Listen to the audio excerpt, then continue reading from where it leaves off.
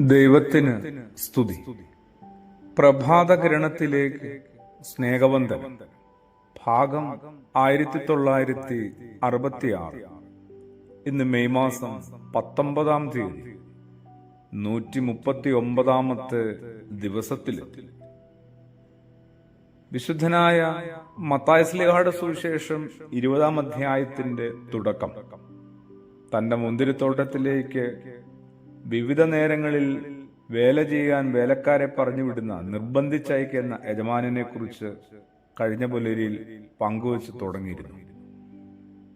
കരുണയും അനുഭാവവും അത്രത്തോളമുള്ള മറ്റൊരാളെ എവിടെയെങ്കിലും നമ്മൾ കണ്ടെത്തുമോ? ക്രിസ്തുയേശുവിലല്ലാതെ ഇല്ല കേട്ടോ. എന്നിട്ടും കരുണയെക്കാളും കുറെ കൂടി നീതിബോധമുണ്ടായിരുന്നു അയാളിലെന്ന് നമ്മൾ എന്നാണ് മനസ്സിലാക്കുക? അതെ, കുറെ കൂടി നീതിയിൽ ജീവിക്കാനായിട്ട് എനിക്കും സാധിക്കുമോ? പഴങ്ങൾ വിൽക്കുന്ന കടയിൽ ഒരാൾ എത്തുകയാണ്. ആപ്പിളിന്റെ വില ചോദിച്ചു. 200 രൂപ എന്ന് കടക്കാരൻ പറഞ്ഞു. അയാൾ ആപ്പിളുകൾ കൊട്ടയിലേക്ക് പെറുക്കിയെടുക്കുന്നതിനിടയിൽ ഒരു വൃദ്ധയായ സ്ത്രീയും ആ കടയിലെത്തി. ആപ്പിളിന്റെ വില കടക്കാരനോട് ചോദിക്കുന്നത് അയാൾ കേട്ടു. കടക്കാരനാവട്ടെ 120 രൂപ ആണെന്ന് പറയുന്നത്. ആ സ്ത്രീ കുറച്ച് ആപ്പിളുകൾ വാങ്ങി പണം നൽകിപ്പോയി. താൻ കബളിപ്പിക്കപ്പെട്ടു. തന്നോട് ഇയാൾ കള്ളത്തരം പറഞ്ഞു, പറ്റിക്കാൻ നോക്കി.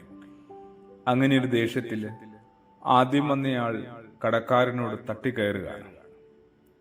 കടക്കാരൻ പറഞ്ഞു, ഞാൻ താങ്കളോട് വില കൂട്ടി പറഞ്ഞതല്ല കേട്ടോ.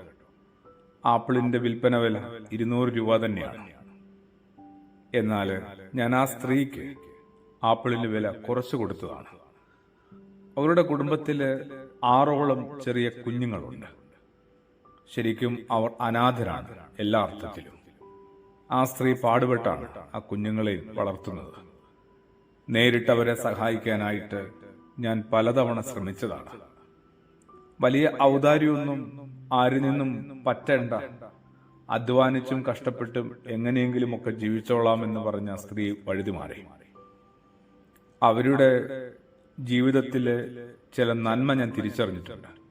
അതുകൊണ്ട് ആ വൃദ്ധയായ സ്ത്രീയെ സഹായിക്കാനായിട്ട് ഞാനും ഒരു പങ്കുകാരനായതാണ്. എല്ലാവർക്കും തുല്യമായി വീതിച്ച് നൽകുന്നതാണ് ശരിക്കും നീതി എന്നൊരു തോന്നലുണ്ട് നമ്മൾക്ക് ഓരോരുത്തർക്കും. എല്ലാവർക്കും തുല്യമായി വീതിച്ച് നൽകുന്നതല്ല നീതി കേട്ടോ. പിന്നെ അർഹമായത് നൽകുന്നതാണ് നീതി. ക്രിസ്തുയേശുവിലേക്ക് നോക്കിയാൽ മതി. അർഹമായത് നൽകുന്നയാളാണ്. അതൊരിക്കലും എല്ലാവർക്കും തുല്യമായ ഒരു അളവിൽ അല്ലല്ലോ. മുന്തിരിത്തോട്ടത്തിലേക്ക് പണിക്ക് പോയ ഓരോരുത്തരെയും ഓർത്താൽ മതി. 1-ാം മണി നേരത്തും 3-ാം മണി നേരത്തും 6-ാം മണി നേരത്തും 9-ാം മണി നേരത്തും, എന്തിന് ഒടുവിൽ 11-ാം മണി നേരത്തും. ആമേൻ.